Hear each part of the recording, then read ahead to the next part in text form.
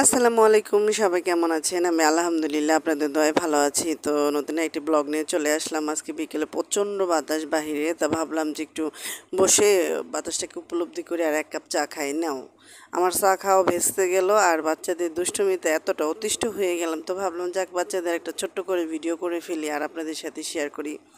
জানি না সবার বাচ্চা কেমন, তবে আমার দুটো যেহেতু পর বাচ্চা, তো ভীষণ দুষ্ট দুজনের সম্পর্ক হলো যে সাপে নেউলের সম্পর্ক।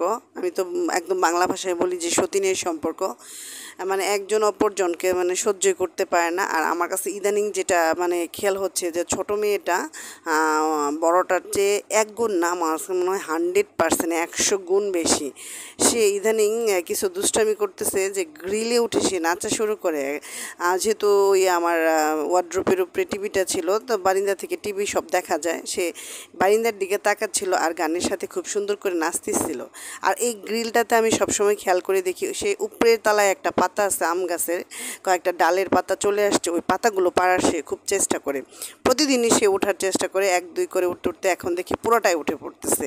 আর এখন দেখতেছি নাচের স্টাইল খুব অন্যরকম হয়ে গেছে, এক হাত দিয়ে আরেক হাত ধুলে। তা আপনারা সবাই হয়তো বা ভাবতেছেন বাচ্চাটা পড়ে যাবে, এইভাবে আমি ভিডিও করতেছি, আমার কোনো খোঁজ খবর নাই, আমি ভিডিওতে তালে মজে গেছি। আসলে না ভাইয়া, এরা প্রতিদিনই করে, প্রতিদিন করতে করতে করতে করতে এদের এমন একটা অভ্যাস হয়েছে যারা হাত ছাড়াও নাচানাচি করতে পারে, এটা কোনো সমস্যা না। আর আমি ভিডিও করতেছি যে আমার একটা ভয় থাকবে, আমার এখন ভয় কেটে গেছে, কারণ এরা এখান থেকে 10-15 বার তো পড়ছে, আরও বেশি বার পড়ছে, তো অভ্যস্ত হয়ে গেছে। তাই আমার ভিডিও করলে যে আমি ওদেরকে অসচেতন তা না, ওরা দেখা গেছে যে ওরা এতটাই মানে পাকনা হয়ে গেছে যে ওদের সাথে আমি আর নিজে কুলায় উঠতে পারি না। মানে ওরা এতটাই পাকনা, 24 ঘন্টা ওদের সাথে কথা বলতে বলতে বলতে বলতে আমার এখন মনে হয় মাথায় মানসিক সমস্যা হয়ে যাচ্ছে। আমি নিজে এখন ফিল করতেছি। তো আসলে আমিও মনে করি যে একটা ফ্যামিলিতে একজন মানুষ যদি দুটা বাচ্চা সামলায় সে অর্ধেক পাগল হয়ে যায়। আমি তো অর্ধেক পাগল অনেক আগে হয়ে গেছি। মনে হয় যার বেশ কিছুদিন থাকি যদি একা একা বাচ্চা নিয়ে, তাহলে আমি পুরোটাই পাগল হয়ে যাব।